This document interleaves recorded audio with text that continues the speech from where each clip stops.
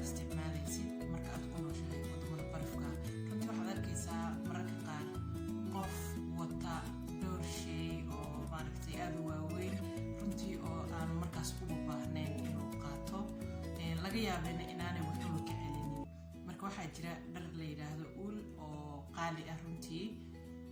warqiisana way leeyihiin qofku wuu soo iibsan karaa dharka ayuu ka hoos qaadan karaa aadna waa u qafiif waxaan filayaa inaad aragtaan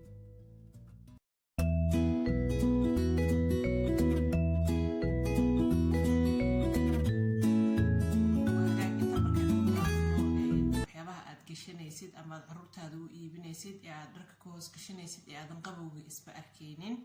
waxaa kale oo jiro waxyaabo la isticmaalo sida inaad cabtid saliidda laga sameeyo malayga ama kalluunka hadba sidaad u garanayso runtii wadamo badan lagama helo laakiin waxaan jecelahay Norway oo kale qofka jooga wuu heli karaa laakiin wadamada kale anigu ma garan karo marka kolay dadka Norway jooga way yaqaanaan laakiin dadka kale ee doonay inay daawadaan ee ay bartaan noocan ay u egtahay waxaana laga sameeyay malayga ama kalluunka hadba sidaad u garanayso waxaa kale oo jirta vitamin D-ga oo maaragtay maadaama inaga jirkeenu uu madow yahay aad u baahan tahay mar walba inaad kala tashatid dhakhtarkaaga si uu kaaga caawiyo ama aad isaga jeegareyso ama aad isaga soo fiiriso in aad haysato vitamin D kugu filan mar walbana qofka cadaanka ama hana qofka madow wuxuu u baahanayaa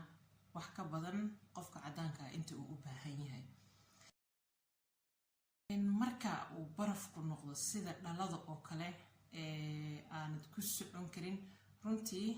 waxaa maqli jiray xarag xanuun male haddaad xaragoonaysid waxaa laga yaabaa inaad ku kuftid laakiin waxaa jira habab badan oo loo isticmaalo kabaha hoostooda wax la geliyo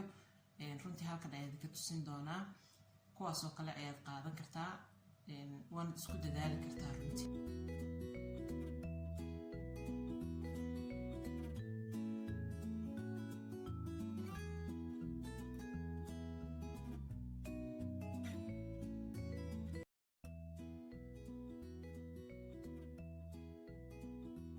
runtii waxaan aragnaa dad badan oo dhalinyaro ah oo dhar qafiif ah isaga baxa oo laga yaabo in hadhow ay waxa ka geli karaa qabowga dhagaha oo kale waxa kale oo ka geli karaa sida